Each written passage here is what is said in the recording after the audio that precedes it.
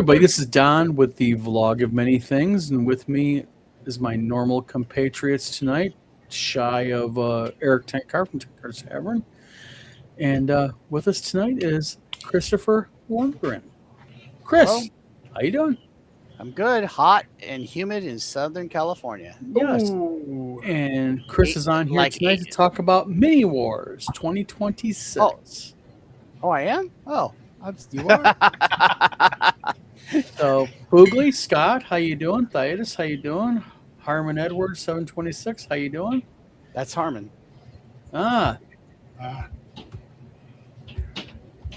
Shh, everybody.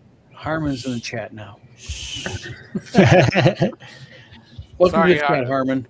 Sorry to spoil the secret, Harmon. You've been found. That's all right. We'll give him a hard time.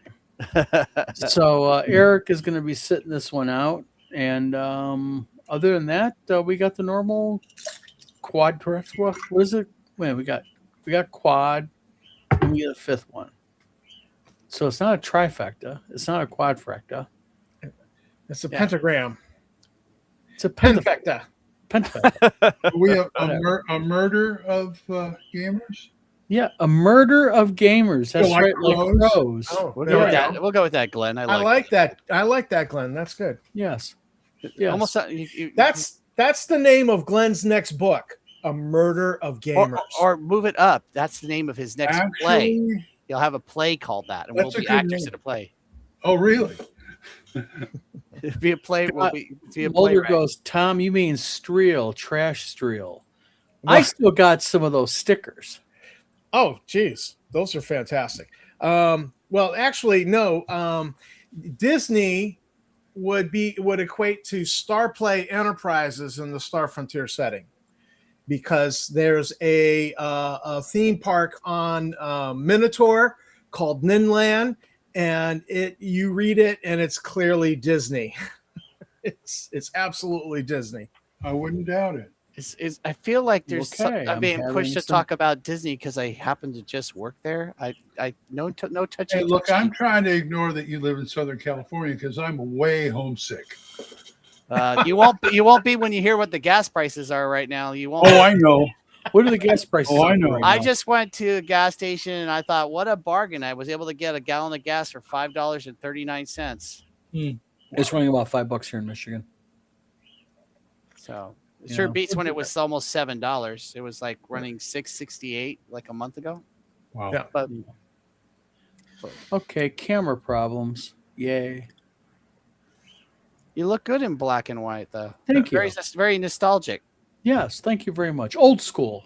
Old school. And I'm sure that gas stations, when they're like in the heart of downtown, they're even more pricey. Because I lived in Boston, and I remember gas had gone up to like $3-4 a gallon at one point in the 90s. And then I drove through South Boston, and there was a gas station. They were selling stuff for like $6.50. I was like, holy cow. Guess I shouldn't complain at 3:45 then. Oh, 345? Yeah, don't complain a about bit. 20, Yeah. 45. Lansing's 397 right now. Oh, is Is it it? 397? Because it was like 448 or something like that, or close to it somewhere here in Battle Creek. So I can see what I'm going to look forward to when we drive up. So see what we get talking about here on the vlog and many things. We're not talking about food. We're going to talk about gas pricing. Sorry, Chris, we're not talking about no con tonight. We're going to talk about gas prices and food. Yeah, Go ahead, Glenn. No, I was going to ask him, so we're going to have to deal with those prices when we come to your con? Those gas prices? Don't you gripe. Don't you gripe. well, you just said you're coming to my con. Thanks, Glenn. I'll put you down. You can send me the money to do it too. I don't have a GoFundMe for nothing, Yeah, I know. Hell, if I had my way, I would love a GoFundMe so I can go to the one con I really want to go to, and That would be which con? Gary Con? Gary Con. Gary Con, yeah, it's on everybody's top list. The problem I have with Gary Con, though, is everything I've heard about it is it's just because Luke doesn't want to move it. It's just such a cluster there now. So many people packed in. Like I was watching people talk about. I guess they have people now gaming around the pool area. Mm-hmm. So when people are swimming and splashing around, Oh, jeez. Oh, Yeah. wow. What are you going to do? You're going to tell people to quit swimming and splashing around? Or you're going to quit people to quit gaming, or don't gripe when there's splash on the, I think Luke should move Gary Kahn. I think really I get the whole point. You want the nostalgia aspect of it, like Geneva, but I think he's at the point now where he really should listen to the convention goers and what's best for his convention goers. You're right. Move to a bigger convention facility. Mm. How Because- big is the since I've never been to Gary Con and I want to go, how big in relationships is size? I mean, just give me something I can visualize. Oh, in my well, head. the thing is the problem with Gary, this is the problem with Gary Con, is it's so spread out. So like where the vendors are at, are like way, way, way down from what I hear from the players. And now that they're getting so many people wanting to come to it, they're getting issues with like where the vendors are at versus where the main gaming hall is at versus where the celebrities are at, and then like where the pool area is at, which is at the other end of the whole the convention center, whatever you want to call it, the Playboy Club, is not like this compartmentalized thing like TotalCon. For those of you who don't, TotalCon's like really everything's within like a 5-minute walk.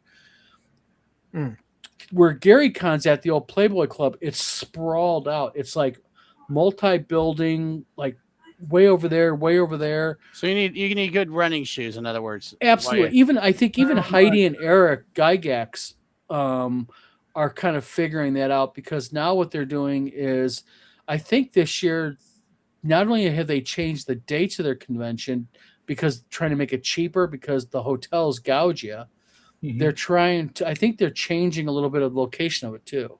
So that's the advantage of having these small local cons, which obviously I'm going to talk about mine. Harmon's in the chat, so I want to ask Harmon a question, and then we'll base off his question, in response to the question I'm going to ask him. Harmon, what was the year that Mini Wars actually started? Because I know it goes back a very long time. It wasn't just started at Cal State Fullerton. So I'm going to let him respond in chat, and then we will have the conversation just organically grow out of that. Yeah, it sounds familiar to me, Mini Wars. I have Mini Wars, Tom, real quick, don't mean to interrupt. Sure. I think Mini Wars I think there's a Mini Wars in Texas and one in Maryland also. I think there's a couple of different Mini Wars big tabletop game conventions. Well, I have some old, I bought a whole collection, a couple of them actually, off of eBay, of wargaming magazines. And one of them was Courier and something, the title of the magazine. And I think I remember seeing stuff in there about Mini Wars conventions being held. And There's Harmon's answer. So right down below. So it started here on the West Coast. Our convention started in 1978. 1 year after I started Christmas of 77. God, I'm old. Man, I feel old. So, yeah. So it's I joined the Historical Miniatures Games of Seaside Pacific Southwest. I'm guesstimating probably. Harmon probably knows, but my daughter was young and now she's 30. So I think she was 9.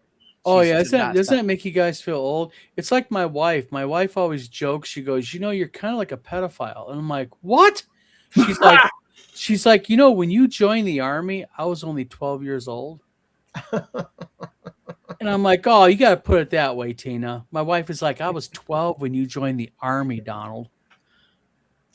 Man, that's wow, like bad. That's not. I'm not even going to touch. Thanks, honey. I have you one better. Uh-oh. So I kind of came to wargaming late. I was my brother was going to Iraq. I was looking for a gift for him, and I wandered into the Hobby Bunker, which was in Malden, Mass, wargaming place, and got hooked on wargaming just because people were like, "Hey, you want to push some regiments here?" Yeah. And they just invited me right into a Napoleonics game. It's freaking awesome.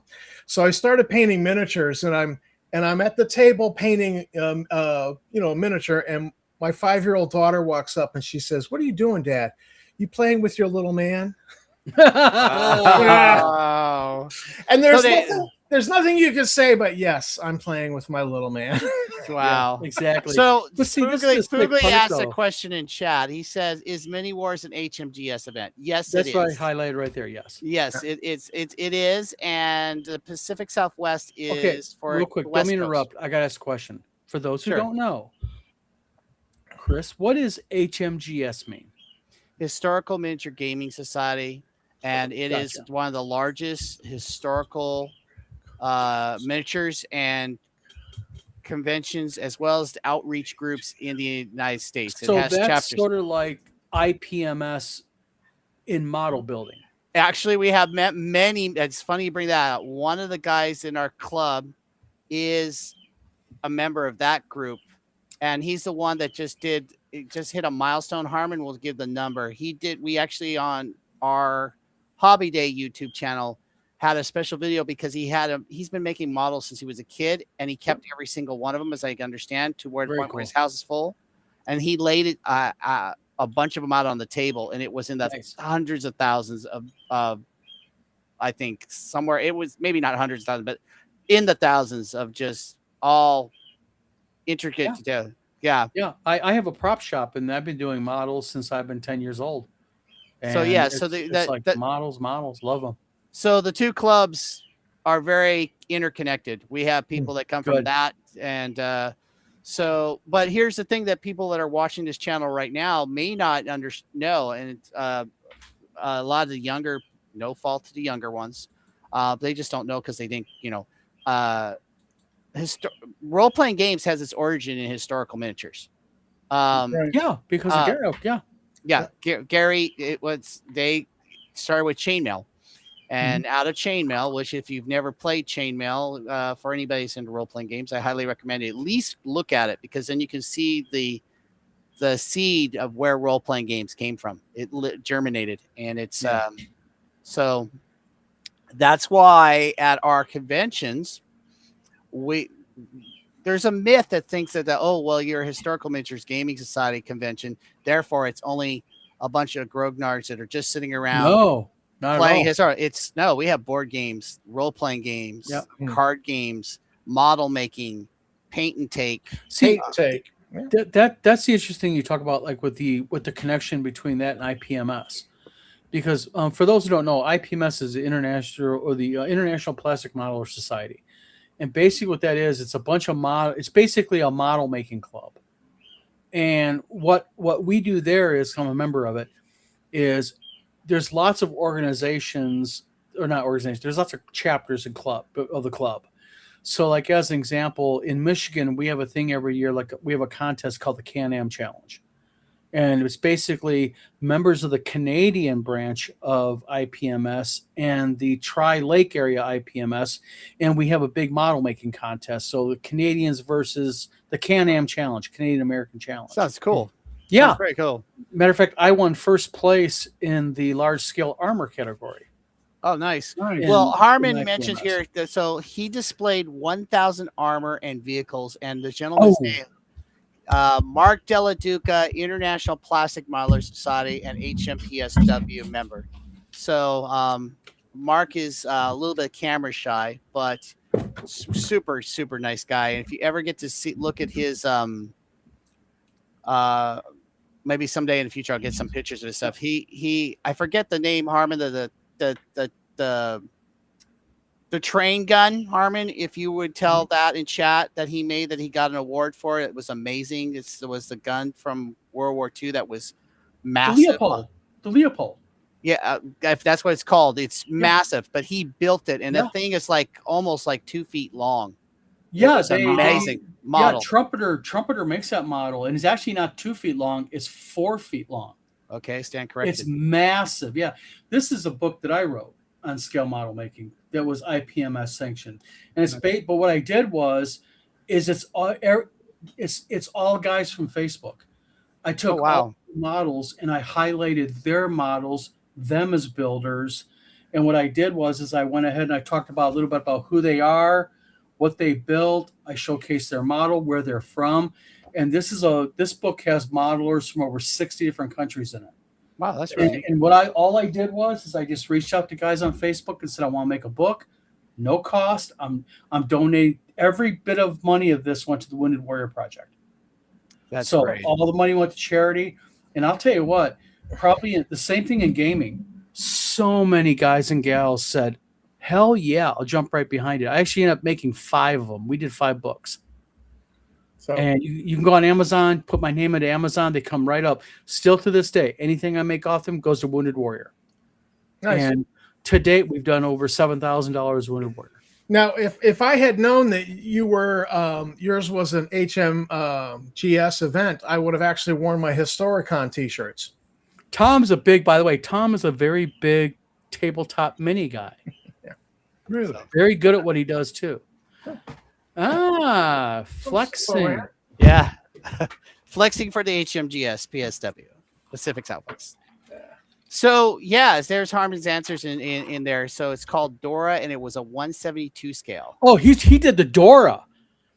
Dora and Leopold are basically the same cannon, but one was in Eastern Front, one was in Western Front.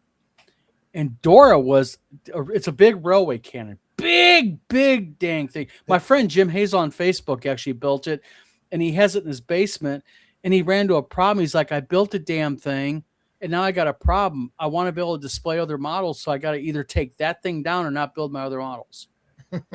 So, Well, I shout out to Mark Della Duca. If you ever get to, I think he's got stuff online, but that some of the pictures, but I can get some of the pictures. His detail work is just, it's just, and he's, of course, he's the most humble person. He's just don't get me started on model making. Guys who've been on my Facebook know me. I'm a big model maker. There's nothing wrong with it. I will derail this chat so quick, guys. Trust me. Don't get me exposed to heroin. It's like a heroin addict. Don't expose me to heroin, okay? Let me ask you a question on a technical question, because you just mentioned this guy was really into detail, and I know that there's this theory in painting miniatures and doing models for the tabletop that it just needs to look good from 3 feet away. So, painting the piping on the epaulets of a Napoleonic soldier is not necessary, although I've done it, and people were like, wow, you painted the piping on the epaulets and I'm only paying you this much. I mean, are you insane? And, I just did it for the challenge, but, ultimately the miniatures only really, because that's where you view them from, is when they're on the table, you're viewing them from 3 feet away. So where do you land on that? All right. I'll throw it like this and then see if Chris agrees with me. Everybody has their own opinion. Okay. Now, disclaimer, I build models also for a living. I do collector level models for museums and such. So taking that to a side, I think the average model maker, my answer to that would be is that it just depends on what your taste is. Some guys, it's good enough to look good at 3 feet away. And some guys are like, no, you need to be able to get right in there. So to me, as for my level, I build a lot of big stuff. I don't do anything really small anymore. All my stuff is really huge, but still the detail matters to me. So to me, the epaulettes matter. So I would say yes. But for the average builder, in my opinion only, and Chris, I love your opinion on this, and Tom, you too, because you're a builder, maker. Probably for the average maker, probably 3 feet is good enough. But it's good enough for you. So whatever is good enough for you as a maker. Opinions? Well, there in the miniatures world, there are strong opinions. I mean, there are some people that just, when they break into the hobby of miniature gaming, is that they just want to get their pieces put together and play. So there's two groups. There's those that don't take it into hobby of painting, because the miniatures for miniatures games is two facet. One, you use them to play, and two, you enjoy assembling them and painting them. Yes. But some people just want to play, and I think that's where the line divides. So, for instance, in the BattleTech community, which I can speak strongly about because I was in it for so long, and now it's having a major renaissance.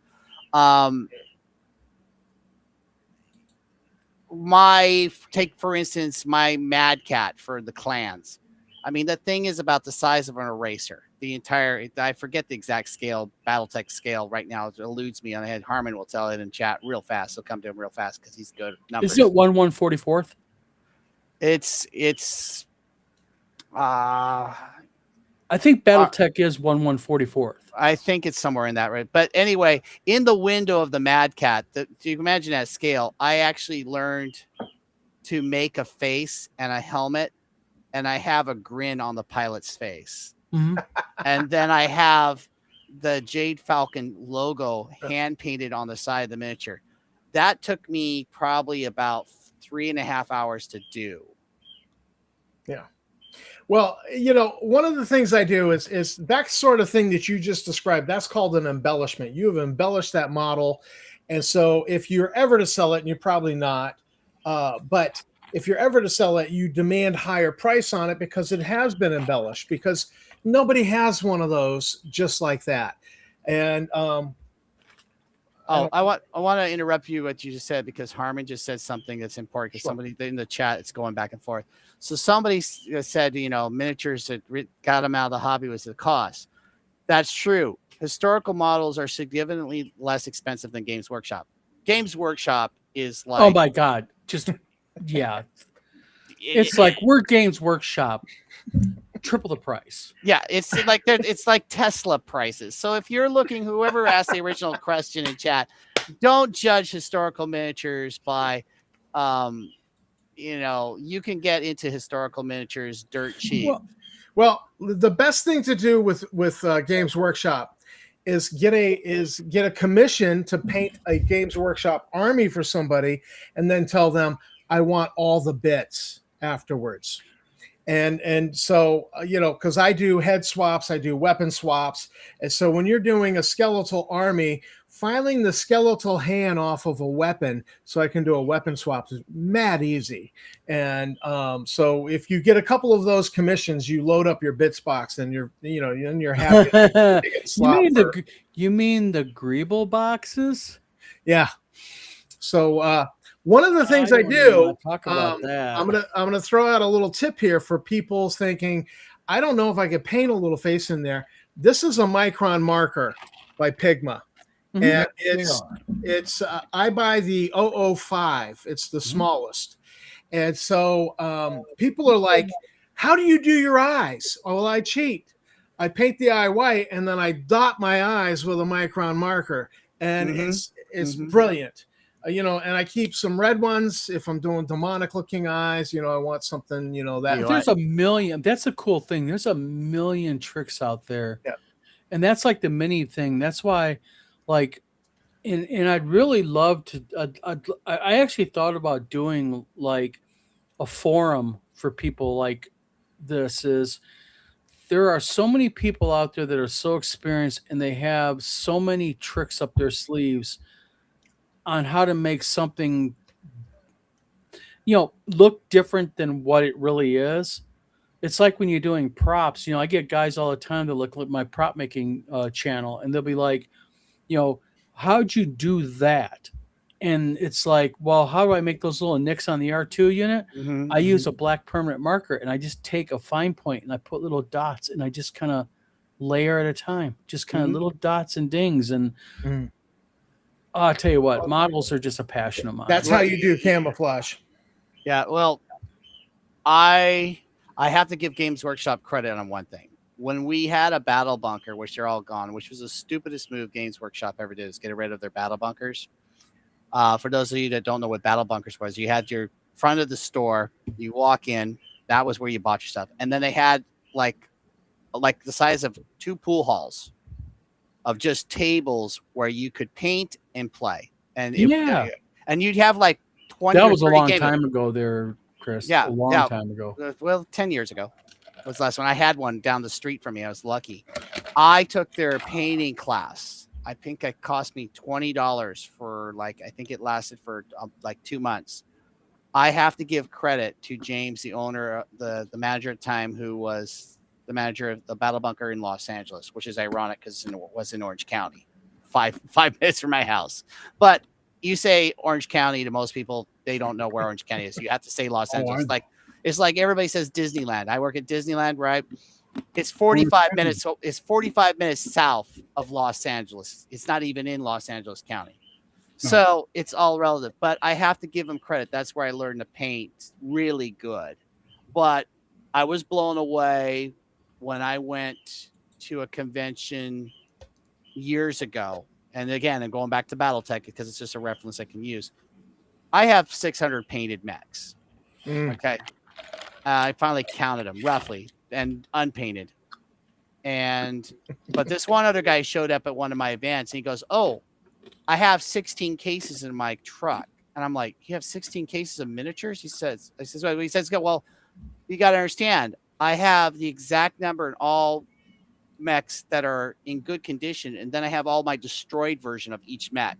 So when he would play and a mech would get blown up, he would put on the destroyed mech for the battlefield effect. He wouldn't just take his mech off the terrain. He would actually, and it was mind blowing the detail this guy did. I thought I was pretty decent. This guy actually had figured a way to make look like the console was hanging out the front of the mech and using bits and things. So people that to me is the joy of tabletop gaming that encompasses everything. And getting to what the topic is tonight, which Harmon mentioned, somebody must have asked, is this an all-encompassing cross-pollinate type convention that we're talking about here in Orange County, California? It's about 15 minutes from Disneyland. Yes. So again, one of the myths that people think, if you go to an HMGS event, there's just going to be historical miniatures. We call everything that's not historical, typically, it's just history that hasn't happened yet. So Star Wars hasn't happened yet. Star Trek hasn't happened yet. Don knows that I was going to run the Space 1999 role-playing game at the convention, but just because his schedule, my schedule, and then I found out the rules from that Modiphius system is so... It's not hard, but it's not a D20 system. So it's a do D20 system. So you have two sets of D20s, and that's how you roll. And it's all roll under. So you have to. And the funny thing is, all my younger players, they saw the trailer to Space 1999, and now they've committed me this year to learn that system to run it. So eventually, I will be buying that terrain piece from you and probably use it next year. But yeah, to get to the topic at hand, the person in chat, yes, this convention and any HMGS convention, it's just, if you want to play something fun and you want to learn something in the process, that's what it's all about. But I want to show you guys something real quick. Well, we talk about markers and how to make effects. I want to show you guys something that kind of surprises people. Sure. All right, this is an R2 I did. Wow. Now, this is real quickly, I'm going to show you something. When you zoom in, that right there was done with marker, a permanent marker. And then around the bolt, the restraining bolt, is just taking a marker, a fine point, and going dit, dit, dit, dit, dit, dit, dit, dit, and then taking some pastel around it to dirty it up. And that's the thing, this is the tricks of model making that I'm sure that Tom does it because you do minis, Tom, and Chris, you do it because people don't realize is you can take something as simple as a black fine tip magic marker and you can do stuff like that to it. So well, that's kind of what I just wanted to show you. Just kind of yes, and I wanted to speak to something Chris just said that the thing about going to one of these conventions, I went to Historicon one year and I played in a game that was whale hunters hunting for Moby Dick. I mean, the model was Moby Dick. That's cool. And so he had this mechanic for where the whale would surface, and we each had our own whaleboat, and he had painted all the little guys rowing the whaleboat and a guy on the front with the harpoon. And so they were great. And I harpooned Moby Dick, and I went for a Nantucket sleigh ride is what they call it. And it was like, we didn't actually kill Moby Dick because the game ended, but it was just freaking awesome. It was just awesome sauce. And it was just this thing this guy did because he wanted to do it. And it was not even any game rules for it. He just made them up. And it was just freaking awesome. And I had the best time in that game. Yep. So there's a picture on screen that I want to talk about. Yep, this is what I kind of dig into is so this is actually from the Mini Wars last year. That is me, and that sitting at the table on the far to my right of my right shoulder is my wife, playing Apes Victorious from Goblinoid Games. Okay, real quick, who's the guy who doesn't like his photo taken on the bottom right? I forget his name, but Harmon can mention some of the guy he might recognize. I know some of our HMGS. I know my friend Braden Bull with the glasses straight up across my right. That was his first time ever playing a role-playing game, and he played a Planet of the Apes role-playing game. So Apes Victorious is a Planet of the Apes OSR. Mm-hmm. What I like about it, yes, there is an official now Planet of the Apes role-playing game, and I have the free one, which is like almost 200 pages, which is amazing. They give you 200 pages of rules. Again, it's a do D20 system, and it's very complex. What I loved about the OSR one is I was able to teach these guys have one sheet character sheet. It's based on BX mechanics, basic expert, which everybody's ever played, early 1980s D&D. We were up and running in less than 10 minutes, and everybody had a blast. And it was Charlton Heston style Planet of the Apes. And I created a whole new couple character classes. I created the soldier class, so it was modifiable. The only thing I changed is I changed the strength of the gorillas. They're 9 feet tall. I did some things like that, and where I had them crash was outside of Washington, D.C. So they found the Pentagon half buried, and when they thought they went down to an area where they thought they were safe, the ape was actually bashing in the hardened because it had been abandoned been abandoned place for 5,000 years. So, but this is a type of thing. So people that are watching, like, they're interested in the fact, oh, well, is there any role-playing games? Well, there you have it. That's me running Apes Victorious. And graciously, I won an award for running OSR for the first time. But the thing is, Chris, is this and I'm going to defend these type of conventions. Is really, you're not violating any canon here because it is a tabletop game. Right. So really, I mean, I know people say, well, it's for like minis and such, but not really. But there's no miniatures on there. It was all 2D terrain. Yeah. If you were to zoom in the picture, I created, and then that's okay. You can show that too. Zoom in. You can see I just had one of those flip books that you can buy at Barnes and Noble. Those are great for role-playing games. And then I just printed. I just Googled. There's art, free art all over the internet that's licensed free, whatever you call it. And I had all the things, and I just handed there, and we moved around, and then I drew the terrain in 2D. But I switch and do voices, and I talk, and I do tone, and all that stuff. I'm a theater geek, but I'm now real quick. There's another this. Now this is the Mini Wars tabletop TTRP or tabletop events page. Excuse me. Yes. Now that's my Shadow Dark that's listed. So for people to say, what game am I running? I am running Shadow Dark. Are you running any other games besides Shadow Dark, the Mini Wars 2020? Yes. What are they? I'm just going to say it. I'm running Gangbusters. Gangbusters. And I'm looking very much forward to it. You need help? Huh? You need help? The rules are Don and your collab. You did a great job on the production of the books, and they're amazing. And I just want to promote the living shit out of the game because it's historical. You can't get any more historical at a historical convention. Real quick, Glenn's itching. Glenn, what? Well, I'm just saying, I got about 5 scenarios I can send you notes for. Okay, sure. Things like that. And real quick, Chris, if you want them, I actually have I think I have 3 quick play adventures. If you want them, I'll let you have them for free. That I was going to give Mark, but since I'm no longer working with Mark, you're free to have them if you want to use them for free. Okay, well, just to You be can have fair, them. I already have an adventure already. Okay. But I'll take them. I'm not. Yeah, I'll be greedy. I'm a gamer. I'll take them. I'll get Now- the notes. I'll get So the here's notes the next. from- Here's the next picture. This is the best Oh. picture I can have of the front of, and it does. You know how it's like the TARDIS. It's way bigger on the inside than the Yeah. front. Now, this is the location of this year's convention, correct? Correct. It's at Cal State Fullerton, which is a Nice. beautiful campus.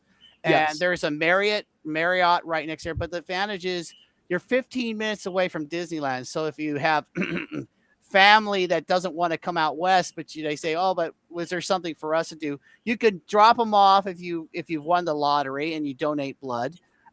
And you can get your family into Disney while you go to the convention. Very true. You know, I'm- real quick side note, and yes, I'm going to bitch and complain here. Me and my 2 youngest daughters recently, a couple years ago, decided they wanted to kind of like sister bro it and move out on their own. I get it. And my youngest now, proudly, she is now a nurse. She actually graduated from nursing school. 19 years old, and she graduated from freaking nursing school. So hats off to her. But the funny part was I was like, my wife, you know what? We're kind of like single again, me and you. We got no kids, man. Why don't we go to Florida and go to Disneyland? And then my fat ass got on the website and started looking at what the costs are. Yeah. Hell no, I'm not going to Disneyland. Hey, Are you flipping joking? I took my oldest grandsons about 15, 18 years ago, and after what I saw was going on, I says, "Well, I'm through with Disneyland." And I used to. Well, you live know what? right near 'em. For what they're freaking charging, this man right down here in the far left-hand corner should be making $80 an hour. That's They right. can afford it. We're making.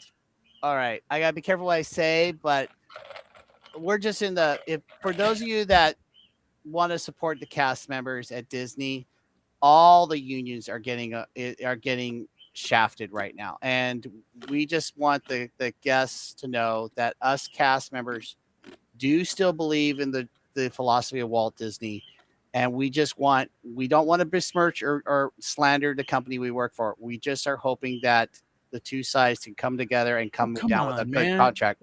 Chris, you know I gotta what? be careful what I say because I'm I know. actually I'm Okay. involved in the negotiation, Okay, so I you have to don't be careful what I say. I'll say it like this. My opinion as an outside source looking in, I think that Disney offers a very, very magical and cool experience for families. It does. And I think they Yes. really bring something special to the table. I really do. I really think that they really have done so much good and positive for the world in general and for kids and such. But I think, in my opinion only, this is just Don's opinion and not anyone else's in this group here. I think, however, how they treat and how they have treated their staff is abhorrent. I And agree. that's just what I'm going to say. I'm not going to argue with that. You know, I just want to interject here. My mother died in 2014, and she left me some money. And one of the things she always talked about was she wanted to go on a Disney cruise. And I thought, and she wanted to take my daughters. And I said, great, have at it. No, you got to come too.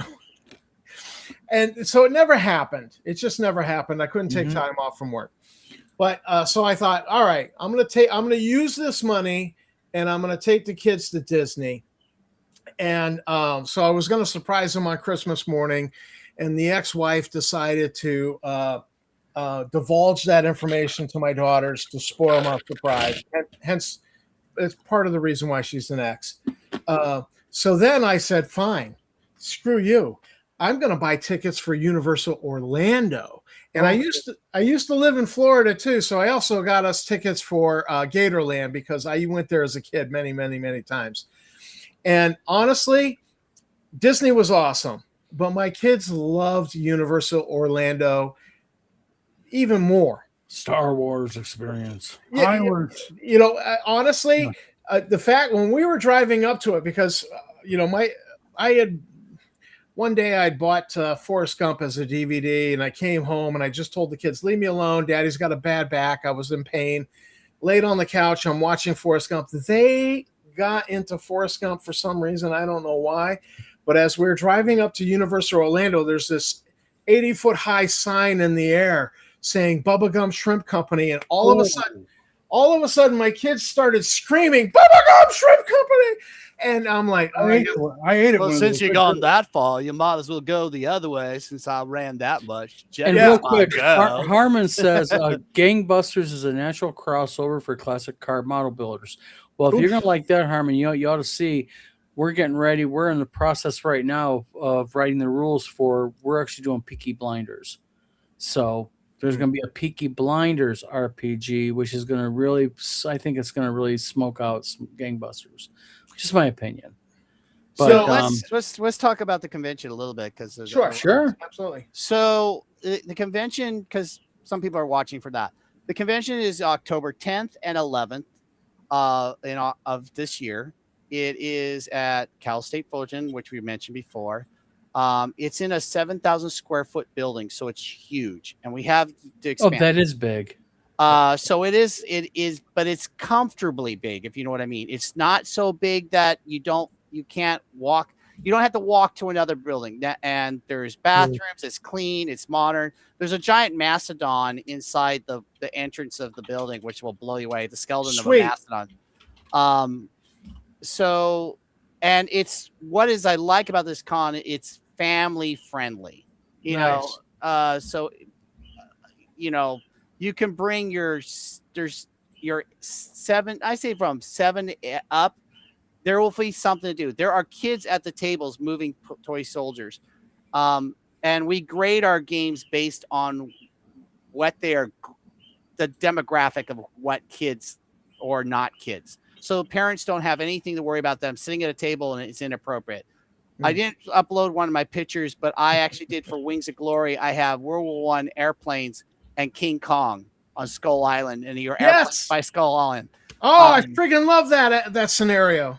So I'll have to show pictures if I ever get back on again. I'll show just for hoots and giggles. And for Aries my Wings of War boxes up there. Yeah, we use it. Yes, that shows your old, because it's called Wings of Glory now, but it's the same rules. But yeah, I literally have King Kong and he rotates, and I have the rules. We did a play test for 1.5 years for Aries Games. I know the creator of the game. We got to know he's in Italy, and we gave him the rights to our play test. And we're hoping that someday you'll actually have a box set so you can do King Kong. But it's out in the public domain. So if you ever want to talk to me, Tom, we'll connect offline, and I will send you all this stuff for it. But this is stuff, the pictures that you can experience at our Mini Wars convention. So go ahead, Don, show some pictures. Go ahead. And that's what I'm doing right now. I'm kind of cycling through. What are these right here? So those are historical miniatures. Harmon might probably know what era this is. This is not hoplites. Roman? No. Those are Greek hoplites. Yeah. Gotcha. So I like playing ACW, which is American Civil War. That's my area. I did Civil War reenacting as a reenactor for 8 years. So this is the Siege of Jerusalem battle we had one year. Sweet. These are the guys. Look at the detail of that. And that I had to condense that picture because there's it's much more massive than that. But it actually shows the Romans sieging the temple, the actual temple in 79 AD, and that's what you're seeing. Oh my God, I'm gonna have to fly out to California. California. There you go. Check that out. Now that's just one portion of it. It continues another 4 feet the other way. I couldn't even get it, and I have good cameras. I have Canons with good lenses. That's a 4 foot by 8 foot table, isn't it? Yeah. And so the other question that came up once is what is DBA, because it's on the flyer. Can you show the flyer real quick, Don, if you can go out? DBA, that's let me pull it up. That's not it, is it? No, that's one of the role-playing miniature games we're running, though. That is, if you like Clash of the Titans. Hold on 1 second. Let me take a look if I can it's pull usually it up and find DBA and DBM. DBM Yeah, so is it's- gas battles. I can never pronounce it, but this is a skirmish one. Is D Bellis Anquitetas. I guess that's how you say it. Yeah. I my Latin is, I think that's Latin, and that's but it's a great. The rules haven't been updated for years, but I've said it. You use it literally a little dial stick and dice, and you have maybe like maximum like 6 pieces, 6 on 6. Yeah. And you do skirmishes, and we have tournaments of that. So Yeah. we'll have that. I think I put a picture of that in there too. Do you Just a have second, I'm do you pulling it up have the right now. rules called Hordes of the Things? Because DBA is strictly historical. Harmon probably would say that. So there's our flyer, and you can scan that. And that's a nice flyer, by the way. Well, I have to give a gentleman in our club, HMGS, David Selby. Hopefully, David will see this, but he created that. But look at the price for 2 days, even if you're not a member. $40. Yeah. Yeah, absolutely. If I was only coming for one day, I would Oh, pay the hold on. 40 and throw you He's the gone. 5 as give the dog a bone. We lost Mr. Lundgren. Uh-oh. Hold on a second. Here he comes. Let me. I like that. Yeah. And you know, historical miniatures people are awesome, because I walked into the hobby bunker. They had a 6-foot by 12-foot table set up for 7 Years' War Napoleonics. And I just walked in and was like looking at, like, I mean, the battlefield, the aesthetics of the terrain was awesome. The soldiers were all 15 millimeter painted up and done in little regimental stands. And they were like, "Hey, you want to push a couple regiments?" And I'm like, "I don't know how." No, don't worry about it. You don't have to know the rules. We'll tell you what the rule. And so I was friggin' hooked. I 7 Years' War, pushing 2 cavalry regiments, charging infantry, repulsed. I was repulsed all game, and at the very last turn, I broke the morale of the infantry, sabred them, and then turned into another infantry regiment. And I was hooked. And, you know, and miniatures gamers are awesome people, because they're like, "Yeah, just sit in. You don't have to worry. No. You don't have to know the rules.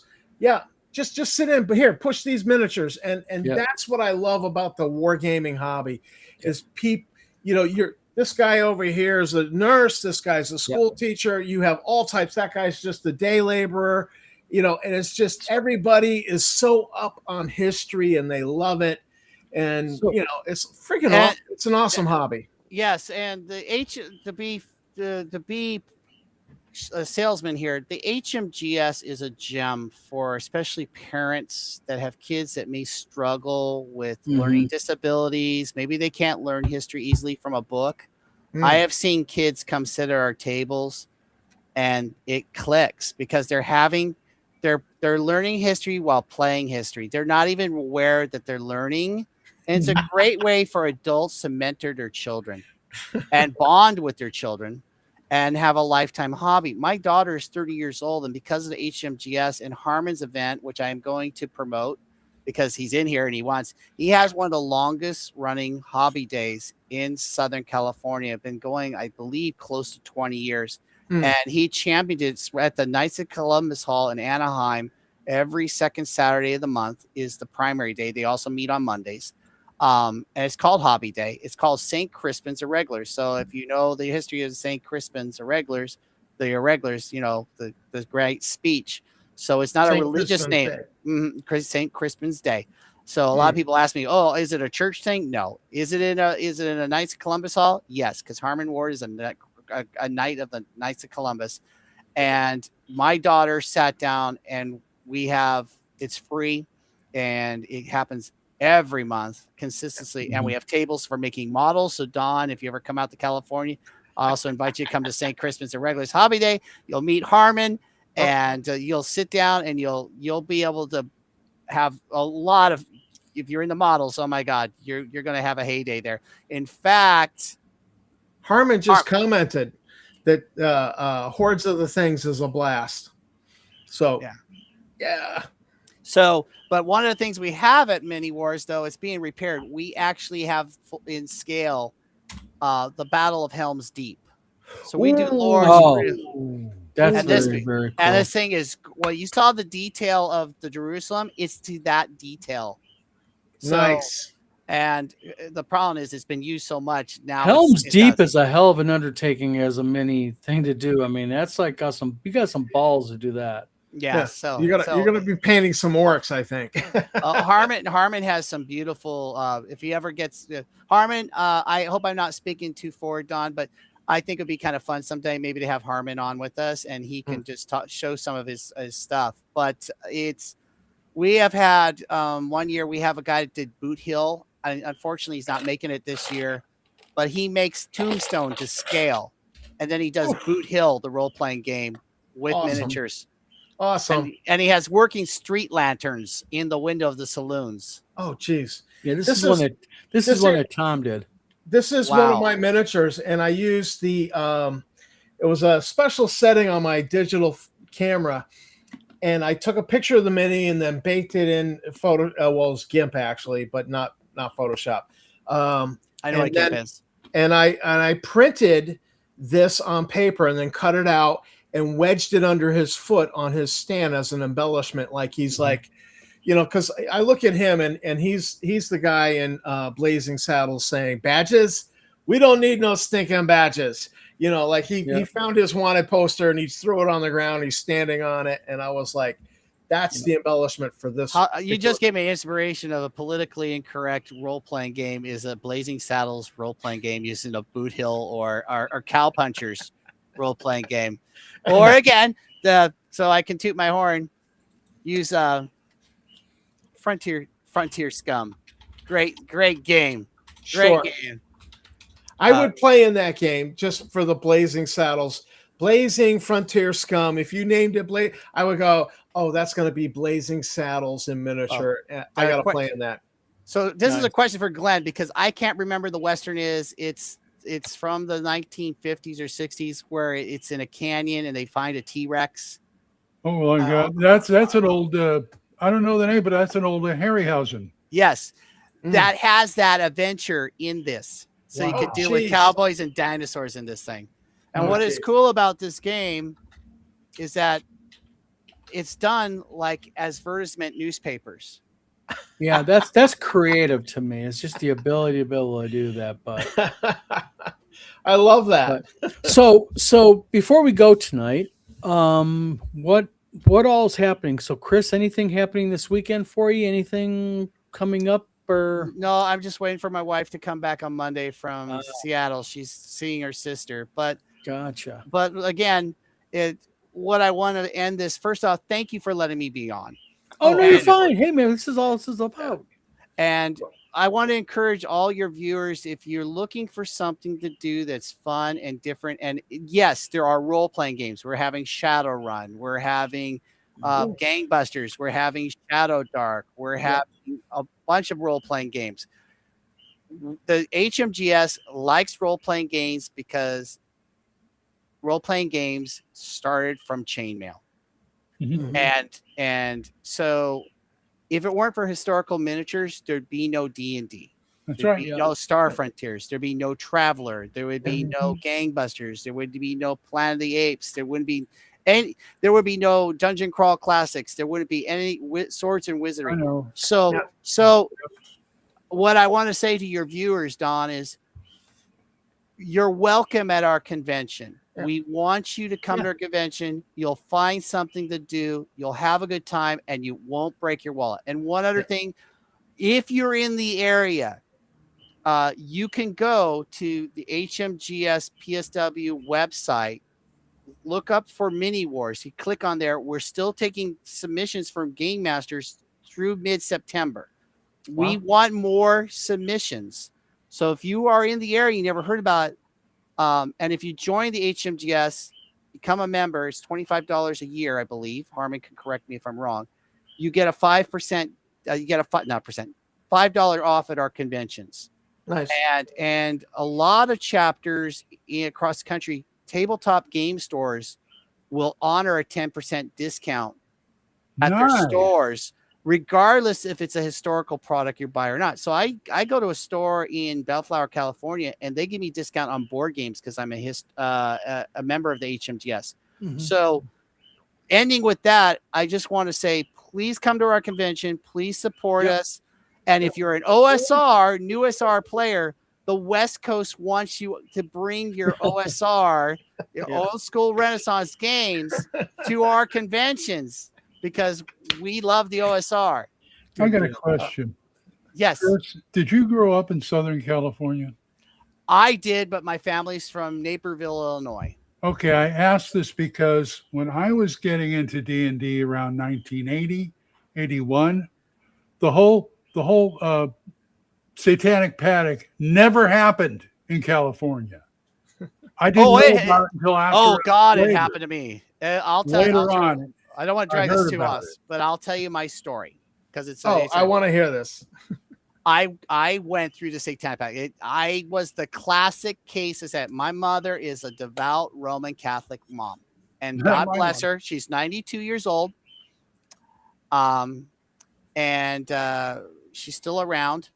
And but when I was growing up as a kid, I got into D&D, the Holmes edition, not BX. I've learned by Holmes, and that was okay.